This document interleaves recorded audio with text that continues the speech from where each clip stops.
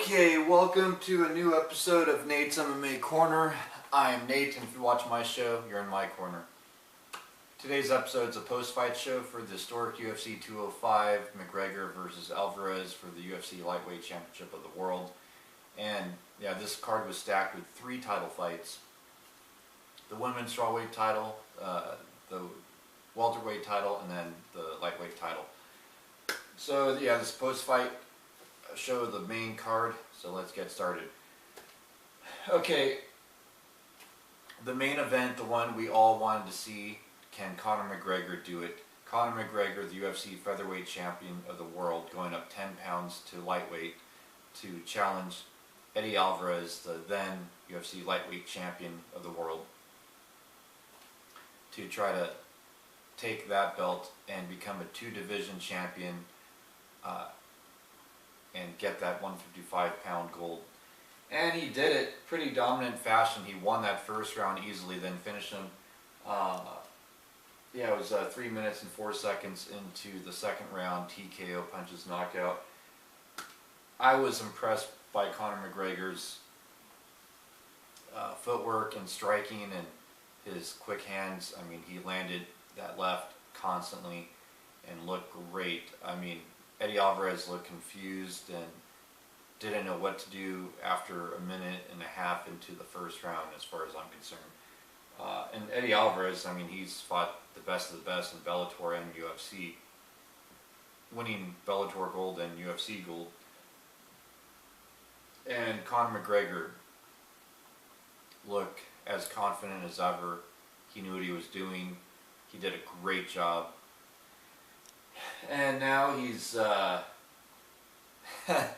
he's won the UFC interim featherweight title, the UFC featherweight title, the UFC lightweight title, and now I want to see him defend the lightweight title or the featherweight title at this point. I just want to see him defend the belt at this point. There's this talk of him going to welterweight and challenging for the welterweight title. I think, well, we need to see some title defenses, and let's have Woodley and Thompson rematch first in welterweight, and then decide welterweight course later, and we'll get to that I'll get to that welterweight fight in a little bit. But yeah, this lightweight title fight was pretty amazing. It's probably one of the most exciting lightweight title fights in UFC history, so if you haven't seen it, definitely check it out. Conor McGregor put both belts on his shoulders and jumped up on the cage and waved to the fans. And yeah, this set a live gate record in UFC history at over 17 million, and also set a record for Madison Square Garden history as well. It was historic in many aspects. Then we get to the co-main event, which was for the UFC welterweight title. Tyrone Woodley defending the welterweight title against Stephen Wonderboy Thompson. And a lot of experts picked Stephen Wonderboy Thompson to win this fight by some flashy knockout. I certainly thought he was. Then I went to the judges' scorecards, and it was 47-47, 47-47, and 48-47. And it was draw majority. Yeah, the 48-47 was for Tyrone Woodley. And yeah, I either had it where it was Stephen Thompson won 3 rounds to 2. However, I think the first round where Woodley was on top of Stephen Thompson, that could have been a 10-8 round. So going from the standpoint, Thompson won 3 rounds, 10-9. And then Woodley got that 10-8 and then won 2 rounds. That would pretty much, mathematically speaking, make it a draw. So I say it was pretty much either a draw or Thompson won barely, narrowly. But yeah, I mean, I would lean probably more towards the draw than anything else. So I think the judges pretty much got it right. I mean, yeah, there should be a rematch, I think, with this fight, and I think Thompson should be more aggressive in the rematch, hopefully, and then that'll cause Tyrone Woodley to have to really go for it and go for broke and try to win. I basically just want to see them really, really go at it more so in the next fight. I was hoping for a little bit more in this fight, to be honest with you. I mean, it wasn't the worst fight of all time. It did have its moments, but I mean, outside that first round and then outside a couple Stephen Thompson flurries, I was hoping for, well, I was hoping for a finish.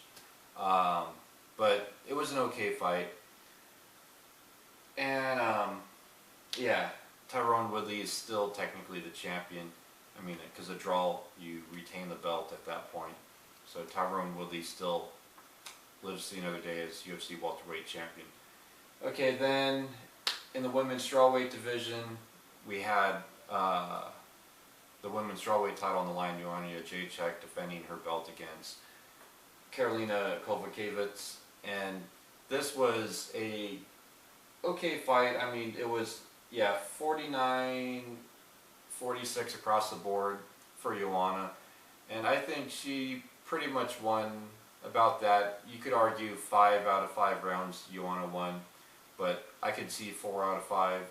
But yeah, it was dominant nonetheless. I mean, she just was able to answer every shot that Karolina threw at her, and Joanna was like, okay, for every punch you throw, I throw 2, I throw 3, I will get you up against the cage. If you get me up the cage, I'll get you up against the cage. Well, you know, I can win this clinch game, I could win the stand-up game at a distance. And she just, everywhere, every position was able to answer Karolina. It was pretty amazing performance from Joanna. And yeah, I think this fight got overlooked a little bit. It was a pretty impressive performance from Joanna. And yeah, it's her 4th title defense, I believe. And so she's on a tear right now, and it's tough to say who can stop her right now. But good job, Joanna Jędrzejczyk. Then in the middleweight division, on this exciting main card, we had a top contendership in the middleweight division with Yoel Romero against Chris Weidman, former UFC middleweight champion. Yoel Romero, you know, he's not fought for the belt yet, but a lot of people feel like he should have, especially when Weidman was champ. And yeah, this was a fight I wanted to see for a long time, Yoel Romero and Chris Weidman.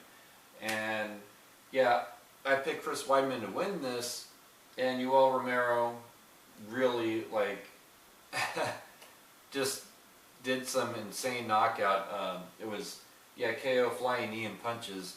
And when the flying knee happened, I mean, from, you know, the TV viewer standpoint, which I was watching it on through the UFC app, it looked like Romero flies, and then you see Chris drop, and you didn't really see the knee from a certain angle. Yeah, Yoel Romero just, but then when you look at the aftermath, you're like, wow, that really did land, and that really did hurt Chris Weidman. And then Yoel Romero landed some punches afterwards to finish the job, and it was an impressive win for Yoel Romero. And yeah, you could argue he fights for the belt now, but then you got Rockhold versus Souza 2 coming up, and the winner of that fight you could argue should get the title shot. I'm assuming this, from the timing of this episode right here, right now, we're assuming that the UFC middleweight title fight's going to be at UFC 208 in January against current champ, you know, Michael Bisping. And yeah, so we could say that Romero fights Bisping, and then the winner of that fight fights the winner of Rockhold and Souza, so that way the division moves forward and everyone that wins gets their title shot. So I think that makes a lot of sense. So yeah, Yoel Romero did it 3rd round, and I thought this fight was going to go to a decision, and then all of a sudden that happened. So it was a pretty impressive finish that came out of nowhere for Yoel Romero. Then to kick off the main card, we had a women's bantamweight clash with Raquel Pennington versus Miesha Tate. Miesha Tate, former UFC women's bantamweight champion, looked like she had no answer for everything Raquel Pennington threw. I mean, punches. Raquel looked like she rocked Miesha several times throughout this fight, and Miesha was kind of dazed and confused. And Raquel Pennington was also able to deal with the wrestling and the grappling of Miesha Tate, which was pretty impressive. And yeah, she decisively won this fight. and it was, yeah, 29-28 and 2 30-27s, but I had it 30-27 across the board.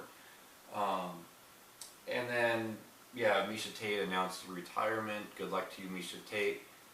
Wish you the best of luck. Yeah, I could sympathize with Miesha Tate wanting to retire. I mean, she already won the title. She's already had main events and co-main events and, you know, big matchups, and won the Strikeforce women's title at bantamweight back in the day. And so she's already, you know, fought the best of the best, won the best belts you can in the organizations she's fought in. Not much left to prove, so if she wants to retire, why not? And Raquel Pennington, I think this was a coming out party for her. You know, she was ranked number 8, and now she beat the number 1 rank, so she definitely moves up the rankings, and she's a contender to deal with now in the women's bantamweight division. And she could possibly be a champion. I mean, I think she could give Amanda Nunes a run for her money, and if she fights Ronda Rousey, I think she'll put up a better fight than people give her credit for. Don't know if she would win that fight, but nonetheless, Raquel Pennington looked good at UFC 205. So that wraps up the post-fight show for UFC 205. Stay tuned in the coming days for my pre-fight show for, let's see, what is it now? Yeah, Musasi versus Hall 2. And this one's going to be, yeah, on Fight Pass, I believe it is. Let me check. Yeah, it looks like, yeah, it looks like a Fight Pass card. And yeah, it's going to be good. You got Timothy Johnson versus Alexander Volkov. Volkov is former Bellator heavyweight champ. So you got some stars on this. Ross Pearson versus Stevie Ray. Stevie Ray's a guy to look out for. Ross Pearson really trying to rack up a consistent amount of wins. And yeah, the main event, Gegard Mousasi versus Raya Hall rematch, where basically one guy wants revenge on the other. So stay tuned for that pre-fight show. It's going to be pretty exciting, and until then, see ya.